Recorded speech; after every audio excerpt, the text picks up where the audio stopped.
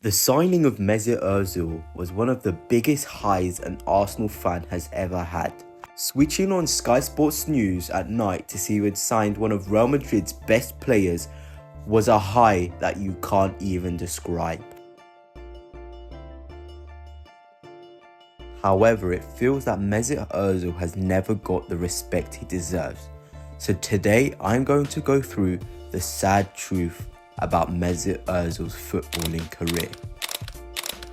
Mesut Ozil played for 6 clubs during his footballing career. Before moving to Arsenal, Mesut Ozil had finished top of the assist charts in his 3 seasons in Spain and was revered by both the Madrid media and fans. During Bale's official unveiling as a Real player, some supporters had chanted "Don't sell Ozil" at Perez, while Madrid players were horrified by the German's exit. Sergio Ramos fumed, saying he is a great footballer, unique, the very last player who I would sell from Real Madrid. If it was up to me, I don't understand this decision.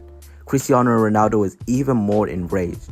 Ozil had been his main assist provider, his principal supplier of passes, and reportedly told his teammates, "This sale was very bad news for me. He was the player who best knew my moves in front of goal." Ronaldo was as angry that Ozil was leaving as Arsenal fans were ecstatic that he was arriving.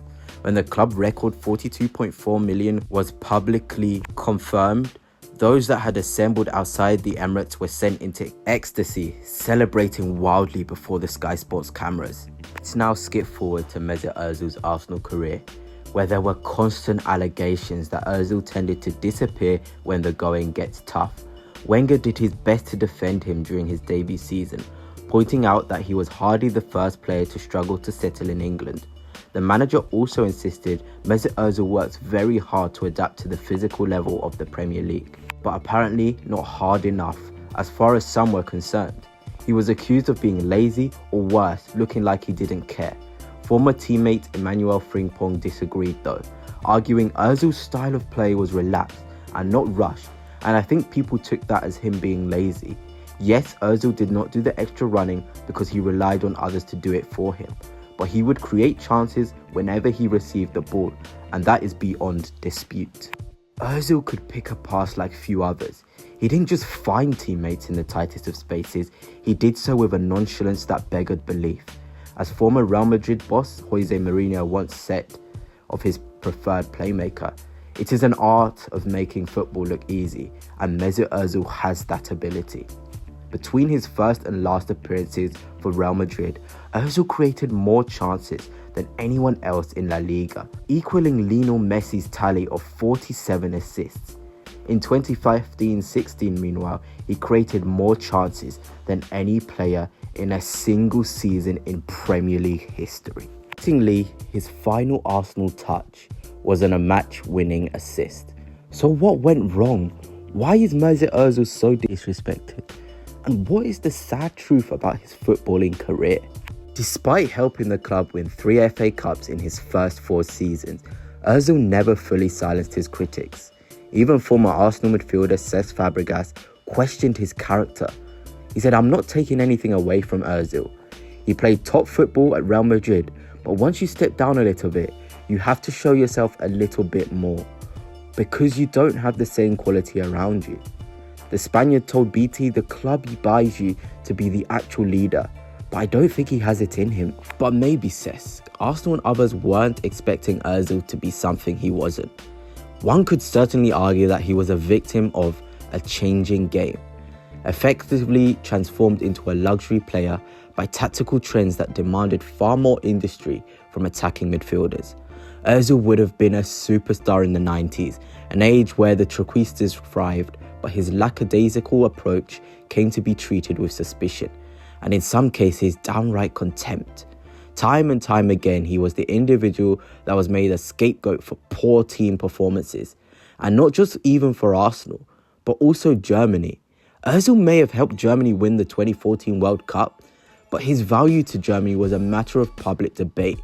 By the time the following tournament in Russia rolled around, there was also a disturbing racial undertone to the criticism coming from some quarters. At a time when Germany's diplomatic relationship with Turkey, the country Ozil's parents hailed from, was on the verge of complete collapse. Indeed, when Ozil quit the national team after the national team's shock first round elimination in Russia, he lashed out at the country's football federation and how they viewed him. He said the famous quote, "I am German when we win, but I am an immigrant when we lose." However, the likes of Matthias insisted that the criticism Ozil had nothing to do with politics, arguing that he and many others felt that the player no longer appeared to enjoy representing Germany. It was a sentiment shared by many at Arsenal too. There was a hope that quitting international football might ease the physical and emotional strain on Ozil, who was clearly upset by the way in which he had been vilified in the land of his birth. But Wenger's departure effectively ended all hope of a return of the Arsenal that had lit up the 2015-16 season. What's more, the colossal contract given him in January 2018, that meant his game, his performances, his attitude came even under more greater scrutiny.